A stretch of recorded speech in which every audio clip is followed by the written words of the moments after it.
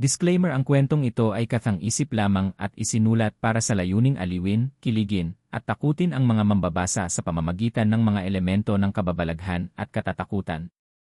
Anumang pagkakahalintulad ng mga tauhan, lugar, o pangyayari sa totoong buhay ay hindi sinasadya at pawang nagkataon lamang.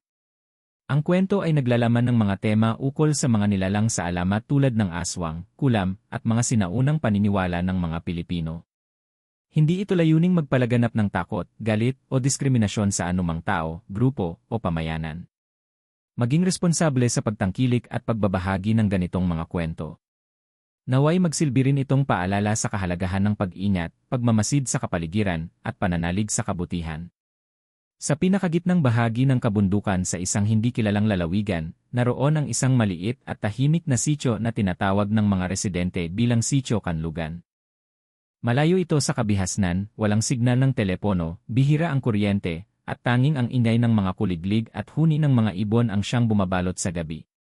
Dito, ang buhay ng mga tao ay umiikot lamang sa pagtatanim, paghahayupan, at paminsan-minsang pamamalengke sa bayan na 2 oras ang layo. Isang araw ng tag-ulan, habang ang mga tao ay abala sa pag-aayos ng kanilang mga palayan, isang matandang babae ang bigla na lamang sumulpot sa gitna ng putikan. Basang-basa siya at may bitbit na isang sako na tila mabigat. Wala siyang kasama at halatang pagod na pagod. Hindi siya taga roon dahil kilala ng bawat isa ang isa't isa sa maliit na sityo. May suot siyang lumang saya, may balabal na itim, at may medalyong pilak na nakasabit sa kanyang leeg na may simbolong hindi pamilyar sa kahit kanino. "Naligaw po ba kayo, inang?" tanong ng isang batang lalaki habang nakasilong sa isang bubong ng sari-sari store. Ngumiti ang matanda. Isang ngiting malamig at may halong pangamba. "Naglalako lang ako ng halamang gamot. Ako po si Aling Meding, galing sa kabundukan ng Silangan. Hahanap po sana ako ng matitirhan, kahit pansamantala lang, dahil kilala ang mga taga-Sitio Kanlugan sa kanilang kabutihang loob." Tinanggap nila si Aling Meding. Pinatuloy siya ng isang biyudang si Aling Clara na may bakanteng kubo sa likod ng kanilang bahay. Nagpasalamat ng malalim si Aling Meding at sinabing susuklian niya ito ng mabuting kapalaran. Kinabukasan, nagsimulang maglibot si Aling Meding sa mga bahay-bahay. Nagbebenta siya ng mga halamang gamot, mga langis na mabango, at mga anting-anting na anyay, kontra-inggit, kontra-malas, at kontra-kulam. Madalas ay may suki siya, mga matatanda, mga buntis, at kahit ang mga kabataan na naaaliw sa kanyang mga kwento tungkol sa kababalaghan. Ngunit sa likod ng kanyang tila kaaya-ayang anyo, may kakaiba sa matanda. Tuwing 12:00 ng hating gabi, may ilan sa mga residente ang nakakarinig ng yapak sa labas ng kanilang bahay. Minsan ay tila may aninong dumadaan sa ilalim ng buwan. Ang mga alagang aso ay naglalaway at tahol ng tahol, pero walang makitang sinuman. May mga alingasngas na si Aling Meding daw ay hindi natutulog. At sa tuwing may nawawalang manok o biik, tila siya ang huling nakita sa paligid. Aba, baka naman talagang mahilig lang gumala sa gabi, depensa ng ilan. Ngunit para kay Mang Igme, ang pinakamatandang lalaki sa sityo, may kakaibang lamig ang dala ng matandang iyon. "Hindi ko gusto ang amoy niya. Parang usok na may kasamang bulok na laman."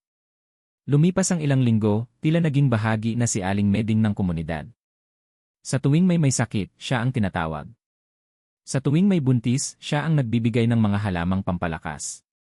Ngunit sa kabila ng kanyang tulong, dumami rin ang bangungot ng mga tao. May ilang ina ang nagsasabing naririnig nila ang iyak ng sanggol na tila hinahatak palabas ng bintana. May isa pang nanay ang sinabing nakita niyang may aninong may mahahabang kuko na nakasilip mula sa bubungan. Sinimulang pag-usapan ng mga tao, may aswang ba sa sityo? Habang ang ilan ay patuloy sa pagtitiwala, ang iba ay nagsimulang magduda. At sa gitna ng katahimikan ng Sitio Kanlugan, unti-unting sumisilip ang itim na ulap ng isang mas madilim na katotohanan. Lumipas ang ilang buwan mula nang dumating si Aling Meding sa Sitio Kanlugan.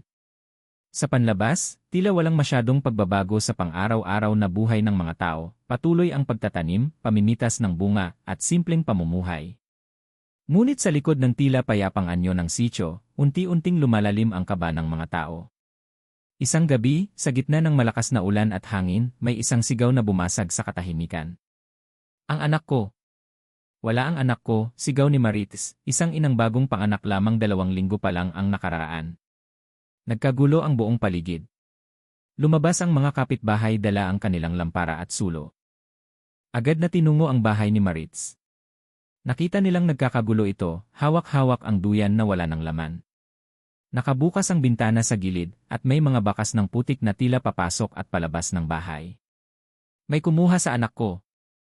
Nakita ko ang aninong may mahahabang kuko, nanginginig na sabi ni Maritz, habang hawak ang putol na dulo ng lampin ng kanyang anak. Nagsagawa ng paghahanap. Pinuntahan ang mga kakahuyan, sinuyod ang paligid ng ilog, at tinawag ang pangalan ng sanggol. Ngunit wala silang natagpuan. Wala ring narinig na iyak o anino man lang ng bata. Ang tanging naiwan ay ang amoy ng parang usok at bulok na balat na dumidikit sa ilong. Hindi iyon ang una. Sa sumunod na mga gabi, isa na namang sanggol ang nawawala, sa kabilang dulo naman ng sitio. At pagkatapos ng isang linggo, isa pa. 3 bagong silang nasanggol sa loob ng isang buwan, tila imposibleng aksidente lang ito. Ang mga ina ay hindi na natutulog ng mahimbing. Ang mga amay palaging may hawak na itak habang binabantayan ang kanilang mga asawa't anak. Naglatag na rin sila ng asin at bawang sa bintana at pintuan, ayon sa payo ng matatanda. Ngunit tila hindi sapat ang mga yon. May isang saksi, ang batang si Nain, 6 na taong gulang, na nagsabing nakita niya si Lola Meding na nakasilip sa bintana ng isang bahay kung saan kinabukasan ay nawalan ng sanggol. Ngunit hindi siya pinaniwalaan ng ilan. Bata lang yan. Imahinasyon lang yan, sabi ng iba. Ngunit para kay Mang Igme, ang matanda ng sitio, iba na ito. Hindi ito basta-basta. Naaalala ko pa noong bata ako, may dumaan din ganito sa kabilang baryo.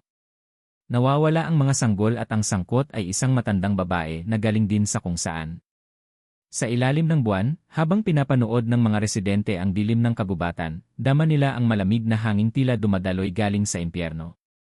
Hindi na lamang ito karaniwang takot, isa na itong paghahanda sa isang labang hindi nila maintindihan.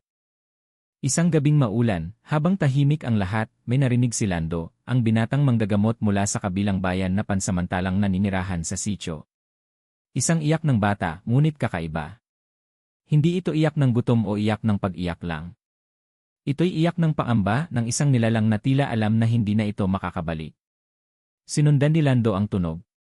Dala ang kanyang lampara at itak, maingat siyang nagtungo sa gilid ng sapa, kung saan niya naririnig ang iyak. Ngunit sa kanyang pagdating, bigla itong nawala. Ang natira na lang ay ang pilas na bahagi ng isang lampin, may bahid ng dugo. Kinabukasan, tinipon ni Lando ang ilang matatanda. Hindi ito gawa ng hayop. At lalong hindi ito gawa ng tao. May aswang sa ating paligid.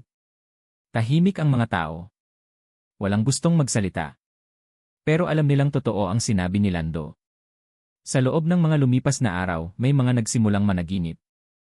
Mga panaginip na paulit-ulit, isang matandang babae na may mga kuko ng leon, mga matang mapupula, at buming bibig na may ipin ng hayop. Isa siyang nilalang ng gabi. Muli nilang naalala si Aling Meding. Sa tuwing may nawawalang sanggol, siya rin ang huling nakita sa paligid. Hindi siya kilala, hindi siya galing sa lugar, at hindi rin siya nakita kailanman na natutulog. Ang mga hinala ay unti-unting naging takot. At ang takot ay naging galit. May isang ama na tinangka siyang tanungin ng diretsahan, ngunit tinawanan lang siya ni Aling Meding. Aba, anak, ako pa ba ang pagbibintangan mo? Baka naman hindi mo lang binabantayan ang anak mo. Walang sagot si Lando sa kanyang tanong, ngunit sa isip niya, hindi na siya magpapakakampante. Hindi na ito basta usapin ng tsismis, ito ay usapin ng buhay. At kailangang gumawa ng hakbang bago pa may sunod na sanggol na mawala. Lumalala na ang takot sa sitio Kanlugan. Wala pang isang buwan mula nang may unang sanggol na nawala, at ngayon ay 5 na ang hindi na muling nakita. Patuloy ang mga bulong-bulungan, ngunit wala ni isa ang may lakas ng loob upang harapin ang isyu ng harapan, maliban kay Lando, ang binatang manggagamot. Isang hapon, habang nagpapagaling ng isang may lagnat, nilapitan si Lando ni Mang Igme. May dala itong isang lumang balisong at isang maliit na bote ng langis na mabango. Huwag kang maingay, bulong ng matanda. Dinala ko to para sa pag-iingat mo. Kasi balak kong sumama sa iyo mamayang gabi. Napakunot ang noo ni Lando. Sumama saan? Titignan natin ang kubo ni Aling Meding. Marami ng kababalaghan ang nangyayari.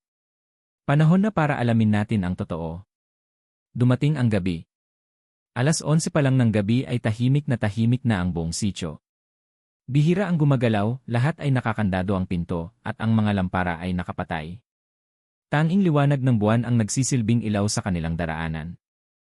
Dahan-dahan silang naglakad patungo sa likod ng bahay ni Aling Clara, kung saan naroon ang kubo ni Aling Meding. Gamit ang mga damuhan bilang pananggalang, tahimik silang sumilip. Nakabukas ang pinto. Wala ang matanda. Baka nasa labas. Dalian natin, bulong ni Lando. Pumasok sila. Sa unang tingin, tila karaniwang kubo lang. May banig, lumang aparador, at ilang bote ng langis at halamang gamot. Ngunit may isang bahagi sa sahig na tila hindi pantay. Isang bahagi na may kahoy na mas bago kaysa sa ibang tabla. Hinawi ni Mang Igme ang bahagi ng sahig. Isang lihim na trapdoor ang kanilang nadiskubre. Hindi ito karaniwan, bulong ng matanda. Bumaba sila. Mabaho. Amoy burak, amoy dugo, amoy luma.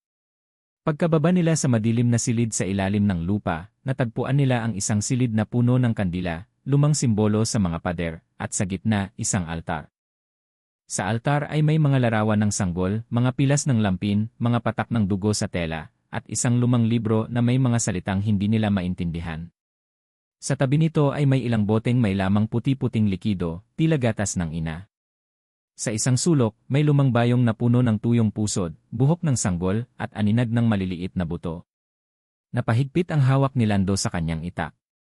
Diyos ko, hindi lang ito pamahiin. May ginagawa talaga siya. Habang sinusuri pa nila ang paligid, biglang may narinig silang kaluskos sa itaas. Mabilis silang umakyat, ngunit wala silang nadatnan. Bumalik agad sila sa kanilang tahanan, dala ang ilang ebidensya, isang pilas ng lampin at isang palaspas na tila ginawang anting-anting.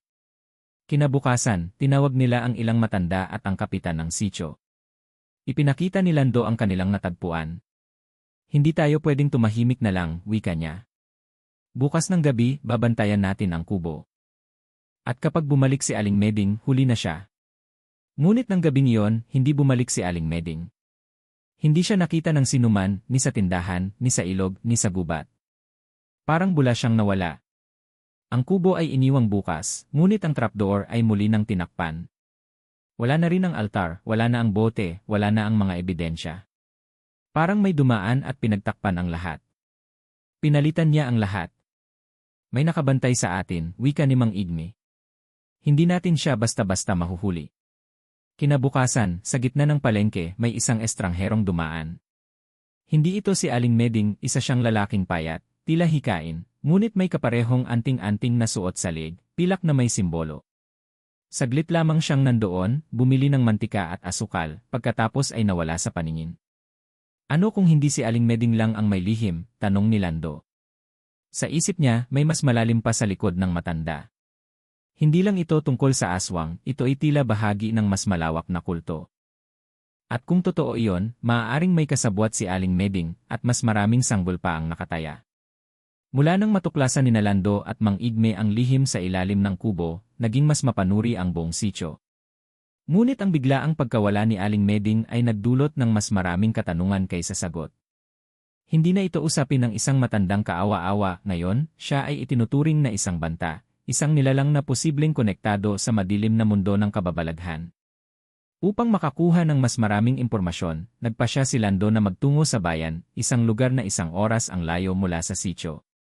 Layunin niya ang munisipyo at ang tanggapan ng barangay, kung saan maaaring may nakarehistrong tala ukol kay Aling Meding. Sa munisipyo, kinausap niya ang isang matandang kawani. Nagpakilala po siyang si Meding Ramos, mula sa Tabon-Tabon, wika ni Lando. May tala po ba kayo sa kanya? Tumagal ang paghahanap. Binuklat ng matanda ang mga lumang aklat, pinalitan ang microfilm, at sinuri ang ilang papel. Matapos ang halos isang oras, umiling ang matanda. Walang pangalan dito na Meding Ramos na galing Tabon-Tabon. Pero sandali. Kinuha nito ang isang lumang artikulo mula sa bowl ng mga lumang kaso. Isang lumang periodikong may petsang Nobyembre 1983. Sa front page, matandang babae, pinaniniwala ang sangkot sa pagkawala ng mga sanggol sa 3 probinsya. May larawan ng isang babaeng kamukhang-kamukha ni Aling Meding, ngunit mas bata pa. Ayon sa ulat, si Hermedina Reyes, kilala rin sa pangalang Imeding, ay iniimbestigahan noon sa mga kaso ng pagdukot sa mga sanggol sa mga bayan ng Capiz, Samar at Iloilo. Laging pareho ang pattern, may nawawalang sanggol, may amoy ng bulok na balat, at palaging may matandang babae sa paligid na misteryosong nawawala matapos ang krimen. Ang babaeng yan, wika ng matanda sa munisipyo, matagal ng usap-usapan. Pero hindi siya mahuli-huli. Parang hindi tumatanda. Parang palaging bumabalik sa ibang anyo. Dahil dito, lalong nanindig ang balahibo ni Lando. Hindi lang basta tao si Aling Meding, tila isa siyang nilalang na kayang magpalit ng anyo, o kayang magtagal ng maraming taon nang hindi nagkakaedad. Pagbalik ni Lando sa sitio, agad niyang tinipon ang mga matatanda upang isalaysay ang kanyang mga natuklasan. Si Aling Meding ay hindi lang basta matanda. May tala na siya ng pagdukot sa mga sanggol mula pa noong dekada 80.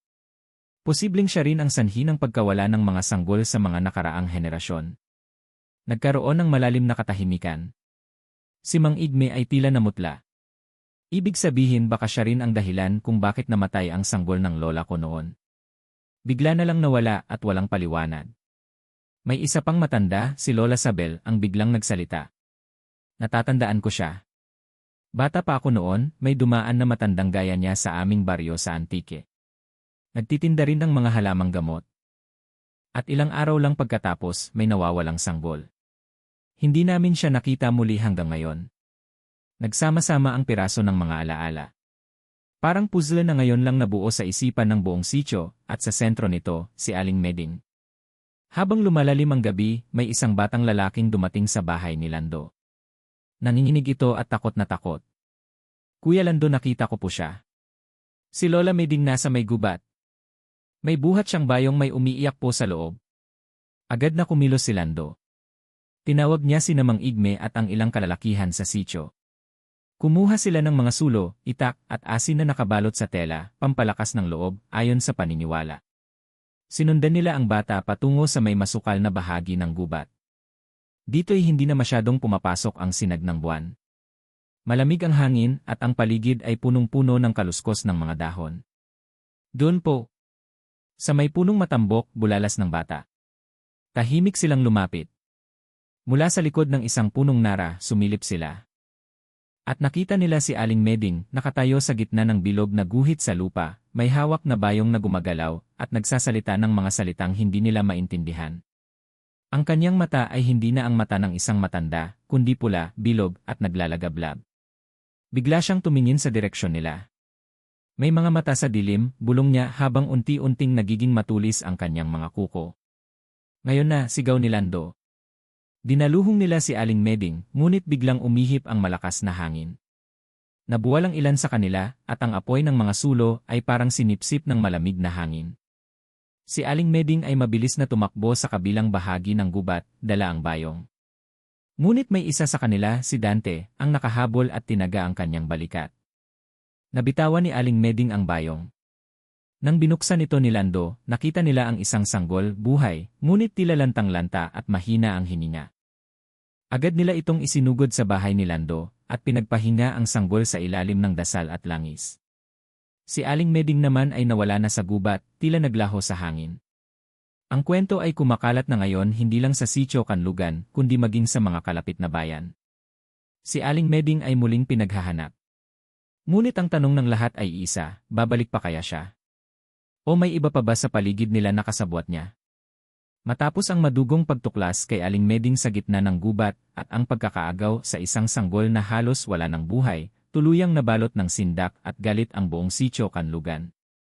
Ang dati katahimikan at simpleng pamumuhay ng mga taga roon ay napalitan ng takot, takot sa dilim, takot sa matanda, at takot sa katotohanang ang kanilang kaibigan at kapitbahay ay isa palang nilalang na maaaring hindi na tao. Sa mga sumunod na araw, halos walang bata ang pinapalabas ng bahay.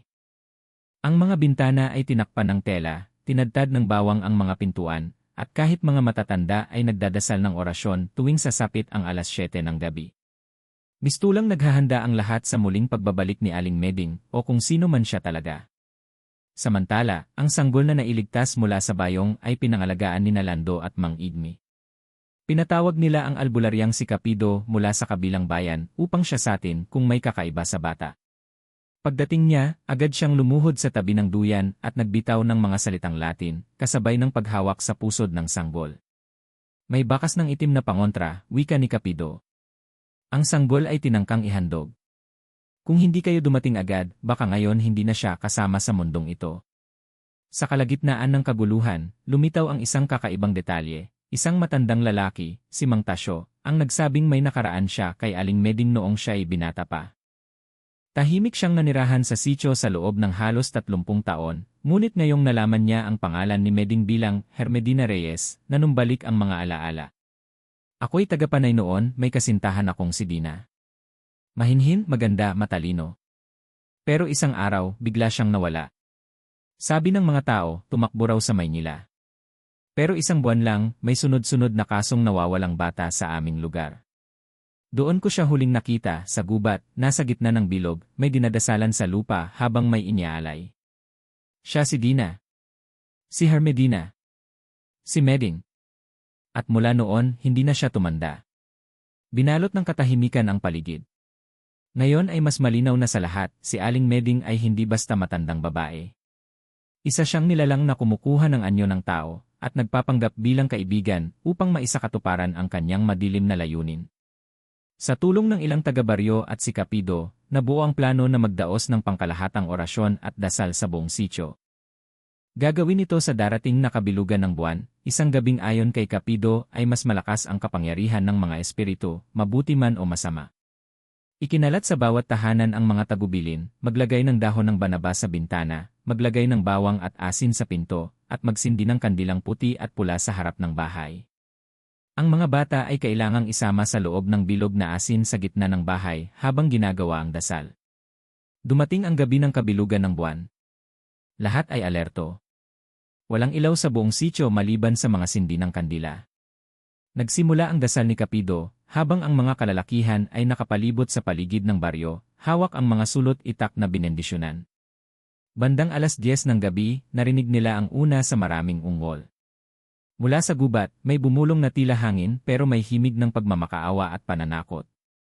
Mga makasalanan, mga pangahas ni. Maya-maya pa'y may aninong dumaan sa gilid ng poste. 1, 2, 3 anino. Hindi si Aling Meding lang ang nagbabalik. May iba pa. Biglang nagsigawan ang mga tao sa kabilang dulo ng sitio. Tumakbo si Nalando at Mang Igme habang si Kapido ay nagpatuloy sa pagdarasal. Sa gitna ng kaguluhan, nakita nila ang isang matanda, hindi si Meding, kundi iba pa, babaeng nakaitim, nakabelo, at may dalang sako. Isa pa to, sigaw ng isa sa mga lalaki. Tinaga nila ang matanda ngunit naglaho ito sa hangin. Hindi siya tao. Isa siyang kasamahan ni Meding, isang aswang o engkanto na marahil ay bahagi ng sekta ng mga kumukuha ng sanggol para sa alay. Sa gitna ng dasal ni Kapido, biglang lumamig ang paligid. At sa sentro ng sitio, lumitaw si Aling Meding, ngunit hindi na siya ang kilalang matanda. Ang kanyang balat ay tuyot, matay itim na butas, at bibig na punong-puno ng mga ngipin na parang pako. Kayong lahat huhusgahan, ang tinig niya ay hindi na makatao. Ngunit hindi siya makalapit sa mga bahay. Tila nasusunog ang kanyang balat sa bawat tabing may asin, at tila nahihirapan siyang huminga tuwing tumutunog ang dasal ni Kapido. Umuungol siyang parang hayop at sa huling pagkakataon, nagsalita, babalik ako, hindi pa ito tapos. At tuluyan siyang naglaho, kasabay ng isang malakas na pag-ihip ng hangin. Sa umaga, tahimik ang buong sitio. Walang nasaktan at ang mga sanggol ay ligtas. Ngunit alam ng lahat, hindi pa tapos ang laban. May mas malalim pa silang kailangang tuklasin, saan nanggaling si Aling Meding. At sino pa ang kasabwat niya? Sa susunod na bahagi, sisimulan ang paglalakbay upang tuklasin ang pinagmulan ng nilalang na si Meding. Matapos ang gabing binalot ng takot at dasal, hindi na muling nakita si Aling Meding sa sitio Kanlugan. Ngunit hindi na muling bumalik ang dati nilang katahimikan. Parang may laging nakamasid mula sa gubat.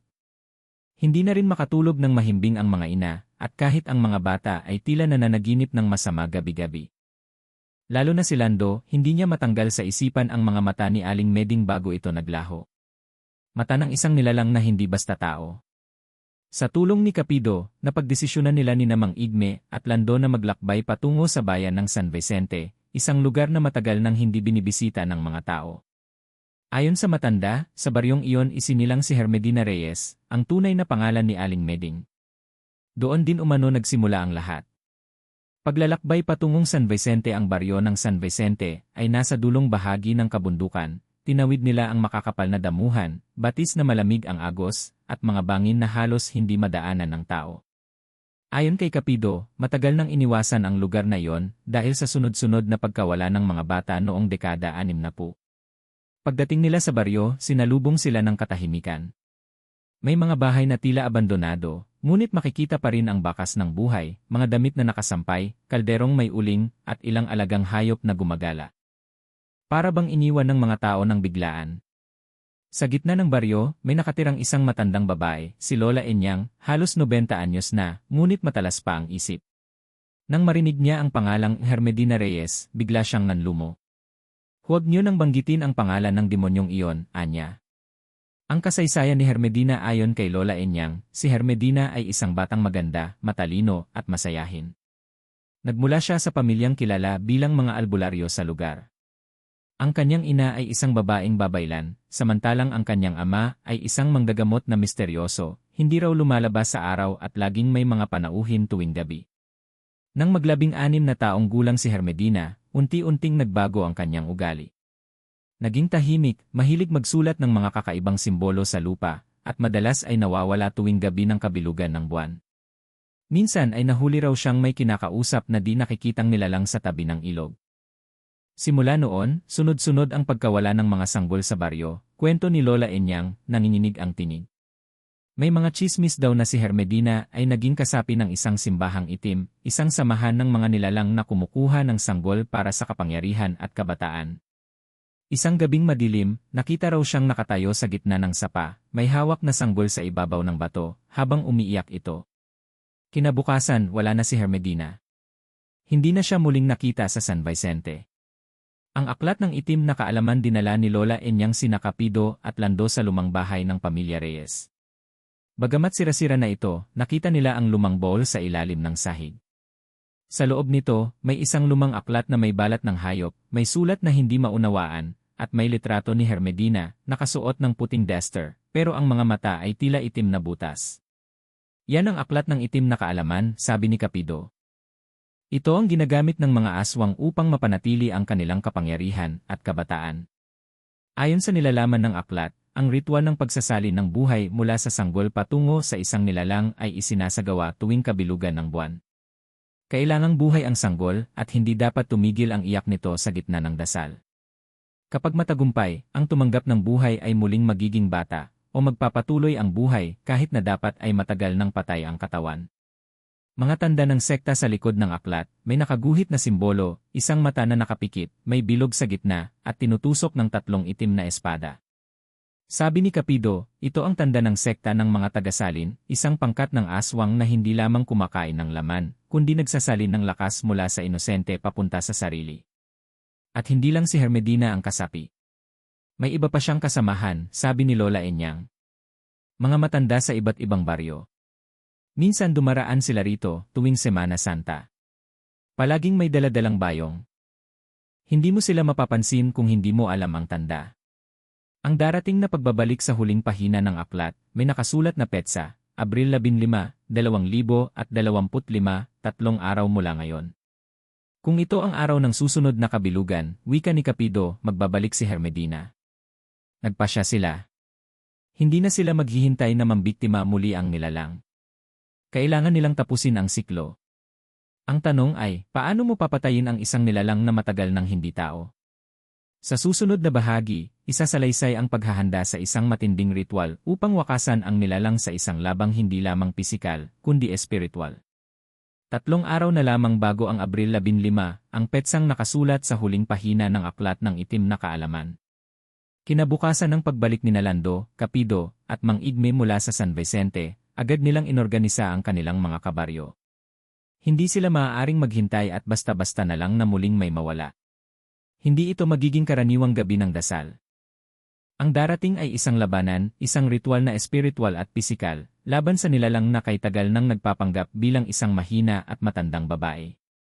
Si Aling Meding o Hermedina Reyes ay hindi basta aswang, isa siyang tagasalin, isang sinumpang nilalang na nagtagumpay sa paglilipat ng buhay mula sa sanggol papunta sa sarili.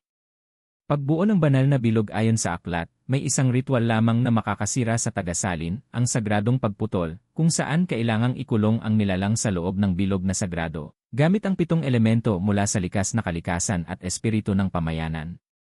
Pinangunahan ni Kapido ang paghahanda. Kinailangan nila ang sumusunod, dugo ng puting tandang, sinasakripisyo tuwing kabilugan. Uling mula sa unang apoy ng taon, dapat ay hindi pa nawawala ang amoy ng unang anihan. Dahon ng puno ng dapdap, pananggalang sa mga kulam at sumpa. Butil ng asin mula sa karagatan ng Hilaga, hindi pwedeng asin sa palengke. Langis mula sa unang bunga ng nyog, bilang simbolo ng dalisay na katawan. Abo mula sa sinunog na aklat ng kasamaan, ang mismong aklat ni Hermedina. Dasal mula sa 7 nilinis na puso, 7 sa mga kabataan ng baryo ang kailangang sumumpa ng kadalisayan at dasal ng buong gabi. Bawat sangkap ay may katumbas na panganib. Lalo na ang pagsunog sa aklat ni Hermedina, ginawa nila ito sa gitna ng dasal ng mga matatanda, sa ilalim ng araw, upang hindi ito maglabas ng masamang espiritu habang nasusunog. Habang tinutupok ng apoy ang mga pahina, tila may narinig silang impit na hiyaw, isang babaeng umiiyak sa galit. Pagtuturo kay Lando si Lando, na dati tahimik na binata, ngayon ay nasa gitna ng lahat. Ayon kay Kapido, dahil siya ang nakakakita sa mata ng nilalang, siya rin ang dapat magbigay ng huling hatol. Tinuruan siya ng mga dasal, lumang wika ng sinaunang babaylan. Bawat bigkas ay dapat eksakto, dahil kapag nagkamali, maaari nitong papasukin ang sarili ng espiritu ng tagasalin. Gagamitin niya ang boses ng iyong mahal sa buhay, Lando, babala ni Kapido. Huwag kang maniwala. Puro panlilin lang. Ang gabing dumating ang nilalang dumating ang Abril 15. Bilog na bilog ang buwan. Tahimik ang buong baryo, ngunit ang katahimikan ay tila may karga ng kaba at bigat. Ang mga ina ay nagkulong kasama ang kanilang mga anak. Ang mga kalalakihan ay may dalang sibat, itak at sulo. Sa gitna ng baryo, inilatag ang sagradong bilog gamit ang 7 sangkap. Sa gitna nito, may bakanting espasyo, dito nila inaasahang lilitaw si Hermedina. Eksaktong 12:00 ng hating gabi, may malamig na simoy ng hangin na dumaan, kasabay ng matinis na iyak ng sanggol. Wala naman dapat sanggol sa labas. Nagpakita si Aling Meding sa gilid ng bilog. Nakangiti siya, pero ang ngiti ay hindi ng isang matanda, ito ay mapanlinlang, malalim, at puno ng kasalanan. Ang kanyang katawan ay tila humihiwalay sa balat, at ang mga kuko ay humahaba. Ang kanyang buhok ay naging puting parang sinulid ng gagamba. Ang labanan sa ritual sinimulan ni Kapido ang dasal. Tumugon si Lando. Habang umaawit ang 7, unti-unting nagliyab ang bilog. Si Hermedina ay nagsimulang umiyak, humagulgol, at kalaunan ay nagbago ang anyo, naging isang nilalang na parang tao, ngunit may pakpak ng paniki, mga matang itim, at mga kukot ngipin tila kutsilyo. Ginawa ko lang to para mabuhay, sigaw niya. Gusto niyo ring mabuhay ng matagal, di ba? Lumapit siya kay Lando, at sa huling hakbang niya, tumuntong siya sa loob ng sagradong bilog, at doon siya tuluyang naipit. Hindi siya makalabas. Sinimulan ni Lando ang huling linya ng dasal. Hermedina Reyes, anak ng kadiliman, isinusumpa kita sa liwanag ng tunay na buhay. Sa isang iglap, sumiklab ang apoy sa loob ng bilog. Sumigaw si Hermedina sa sakit. 1, 2, 3 sandali pa, nagbago ang kanyang anyo, naging isang sanggol na umiiyak, saka naging abo. Pagkatapos ng lahat ng bumalik ang katahimikan, tumigil ang hangin. Nawala ang lamig. Ang buwan ay muling nagtago sa ulap. Isa-isang lumabas ang mga tao. Sa unang pagkakataon, walang naramdamang takot. Si Kapido ay napaupo, pagod at luhaan. Si Lando ay lumapit sa gitna ng bilog, at sa gitna ng abo ay may naiwan, isang munting pulseras ng bata. Marami siyang kinuha, pero ngayon tapos na, bulong niya.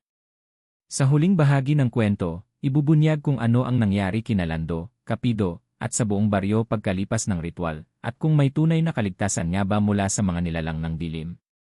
Makalipas ang 3 buwan matapos ang ritual ng sagradong pagputol, tila tahimik na muli ang baryo ng San Bernabe. Walang nawawalang bata. Wala nang matandang palaboy sa gilid ng gabi. Ang mga nanay ay muling nakakatulog ng mahimbing. Ang mga kabataan ay muling nakakapaglaro kahit dapit hapon. Ngunit sa ilalim ng katahimikang ito, may mga alingasngas pa ring hindi mapawi. Si Lando, na naging pangunahing saksi sa lahat, ay madalas makitang tulala sa harap ng kanyang bintana tuwing gabi, waring may inaabangan o pinakikinggan. Si Capido, bagaman muling nagbukas ng kanyang pag-aalbularyo, ay bihira nang magsalita ng tungkol sa mga nilalang. Si Mang Igme, ang kanilang gabay sa aklat, ay misteryosong nawala isang gabi nang walang paalam, iniwang bukas ang pinto ng kanyang bahay, at ang ginamit nilang aklat ay wala na sa bowl.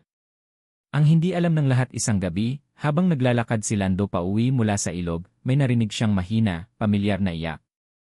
Tumigil siya, sinundan ang tunog, at natagpuan sa gilid ng puno ng akasya ang isang sanggol, hubad, nanginginig, at may pulseras ang parehong pulseras na nakita niya sa loob ng sagradong bilog. Agad siyang napaatras. Pumikit. Hinihiling sa sarili na isa lang itong guni-guni. Ngunit nang muli niyang idilat ang mata, wala na ang bata. Sa pag-uwi niya, iniulat niya ito kay Capido. Ang masama, Lando, sambit ni Capido, ay hindi lahat ng espiritu ay kayang tuluyang wasakin. Ang ilan, kapag nagkatawang tao na, ay may iniwang bahagi, isang binhi ng kadiliman, na kung hindi masusubaybayan, ay tutubo at mag-ugat. Ang lihim ng mga sanggol na bunyag din mula sa isang dokumento na natagpuan sa dating bahay ni Hermedina, isang lumang ledger ng pangalan, petsa, at halaga. Doon nakatala ang mga sanggol na ipinagbili, ilang mula sa iba't ibang lalawigan, may mga galing pa sa kalapit na isla, at may ilan na wala ng impormasyon kung saan napunta. Isang malupit na katotohanan, hindi lamang si Hermedina ang tagasalin. Isa lamang siya sa mga maraming miyembro ng isang mas malawak na kulto, na may isang layunin, ang muling pagkabuhay sa pamamagitan ng inosente. Naisipan ni Lando at Capido na dumayo sa Maynila upang hanapin ang mga nawalang sanggol at baka sakaling matunton ang ibang kasabwat ni Hermedina. Ngunit bago sila makaalis, may tumigil na itim na sasakyan sa baryo. Bumaba ang isang lalaking nakaitim at nagsabing tagad, si daw siya. Nais niyang makapanayam ang mga nakaligtas. Ang mukha ng tunay na kasamaan habang kinakausap ang lalaki, napansin ni Lando ang itim na alon sa mata nito, isang galaw na nakita na niya noon kay Hermedina. Hindi pa ito tapos, bulong ni Capido sa kanya habang pasimpleng inilalagay ang kutsarang may asin sa ilalim ng mesa. Nagpaalam ang lalaki ngunit nagbitiw ng salita, babalik ako. Darating din ang panahon na ang mga sanggol ay kusang lalapit sa amin. At siya'y tuluyang naglaho sa ulap ng alikabok. Mga aral sa kadiliman sa muling pagbalik sa payapang pamumuhay, muling nagtanim ng palay ang mga kabaryo. Muling nagturo si Capido sa mga kabataan ng mga dasal, ng kahalagahan ng pagiging dalisay ang puso at ng pagmamasid sa paligid. Si Lando ay naging tagapangalaga ng bagong aklat ng laban, isang koleksyon ng mga kwento at impormasyon tungkol sa iba't ibang uri ng aswang, engkanto at nilalang. Isinulat niya ang bawat detalye ng nangyari, hindi para takutin ang susunod na henerasyon, kundi upang magbigay ng babala. Hindi lahat ng kasamaan ay may sungay o balahibo. Minsan, ang pinakadelikado ay yaong marunong umiti at yumuko yaong marunong umarte bilang ina o matanda. Ang huling tanong sa huling pahina ng kanyang tala, iniwan ni Lando ang tanong, kung ang isang nilalang ay kayang magbagong anyo, manlinlang, at muling mabuhay, sino ang makakasiguro kung sino ang tunay mong kausap sa gitna ng gabi. Mula noon, naging kasabihan sa San Bernabe, huwag kang tumugon sa iyak ng bata sa gitna ng gabi kung wala ka namang anak. Na 21